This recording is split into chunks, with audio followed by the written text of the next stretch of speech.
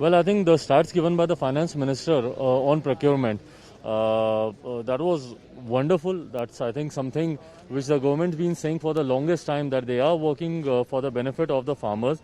And I think the statistic shows that the government has actually been working for the past 6 years. I think overall it's a very complete budget, taking care of every section of the society, especially the senior citizen. The way they have been given relaxation, I think it's a very welcoming budget.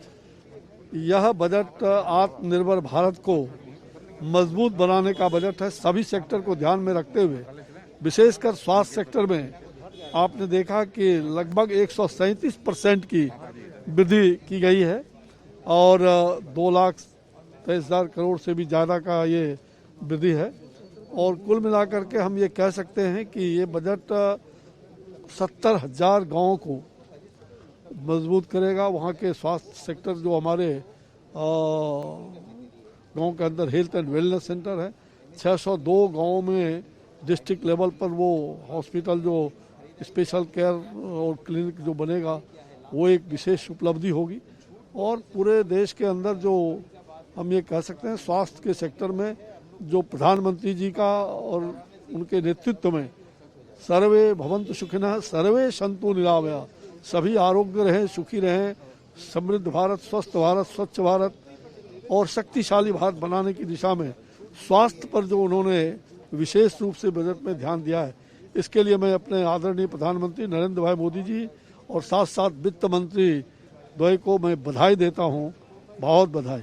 स्थिति असाधारण थी, हमें भी उम्मीद था कि असाधारण स्थिति में जब बजट पेश होगी तो इसके असाधारण कोई कदम उठाने की झलक मिलेगा, लेकिन ये बजट में असाधारण स्थिति में बड़े साधारण और एक निजीकरण की राह। लोगों को उम्मीद नहीं थी कि इस प्रकार का बजट पेश होगा, क्योंकि इसके पहले भी 5 मिनी बजट एक प्रकार से सरकार के द्वारा पेश किए जा चुके हैं। कई पैकेज की घोषणा हुई है, जिसमें एक आत्मनिर्भर भारत का भी पैकेज महत्वपूर्ण है। तो मैं समझता हूं कि यह बहुत ही ये शानदार बजट है और इसकी जितनी भी प्रशंसा की जाए वह कम है। नहीं, देखिए ऐसा है कि हमें जो है वो डाटा के हिसाब से सोचना चाहिए और जनता भी इन सारी बातों को समझती है। 2013-14 में जिस तरह से प्रोक्योरमेंट रही, चाहे हम वीट की बात करें, चाहे पैडी की बात करें, इवन पल्सेस की बात करें, और कॉटन में तो रिकॉर्ड बताते हैं कि 90 करोड़ से लेकर 25,000 समथिंग तक गया। तो मुझे लगता है कि हमें इन बातों की तरफ देखना चाहिए, ध्यान करना चाहिए। और जिस तरह से अब की बार जो है हमारी जो आदरणीय फाइनेंस मिनिस्टर हैं वो एग्रीकल्चर सेक्टर में जिस तरह से इंफ्रास्ट्रक्चर को बढ़ावा देने के लिए उन्होंने कहा है और ओवरऑल भी जो है इंफ्रास्ट्रक्चर को जिस तरह से बढ़ावा देने के लिए कहा है, तो मुझे लगता है कि बहुत ही अच्छा बजट है और हमारे किसान भाइयों के बहुत ही फायदे में रहने वाला है। एपीएमसी के लिए पर्टिकुलरली मेंशन किया उन्होंने कि 1000 के करीब जो है हमारी मंडियां, उनको और ज्यादा स्ट्रेंथन करने के लिए जो है वो हमारी सरकार की तरफ से किया जा रहा है। तो मुझे लगता है कि बहुत अच्छा बजट है और आने वाले समय में हमारे किसान भाइयों के लिए, एग्रीकल्चर सेक्टर के लिए बहुत ही मुनासिब रहने वाला है। देखिए, आत्मनिर्भर भारत का जो स्वप्न माननीय प्रधानमंत्री जी का है और जो संकल्प माननीय प्रधानमंत्री जी का है, भारत को आत्मनिर्भर बनाने की दिशा में ये बजट एक माइलस्टोन बजट होगा। और जिस तरह से इस बजट के बाद में सभी सेक्टर्स में पॉजिटिविटी आएगी, निश्चित रूप से जो हमारा अल्टीमेट गोल, विजन जो 5 ट्रिलियन इकोनॉमी का है, उसको प्राप्त करने में हम सफलता प्राप्त करेंगे। इंफ्रास्ट्रक्चर पर एक्सपैंडिंग, क्योंकि पैंडेमिक के बाद में जीडीपी को बढ़ाने के लिए आवश्यक थी और उसके लिए जितने भी कदम उठाए जाने से चाहिए वो सारे कदम इस बजट के द्वारा लिए गए।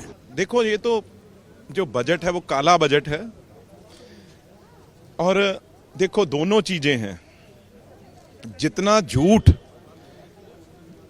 2.5 घंटे बोले हैं मंत्री जी, बाल तो जरूर सफेद कर लिए आज उन्होंने कालों से, लेकिन जो अंदर दिल है वो काले का काला है लोगों के लिए।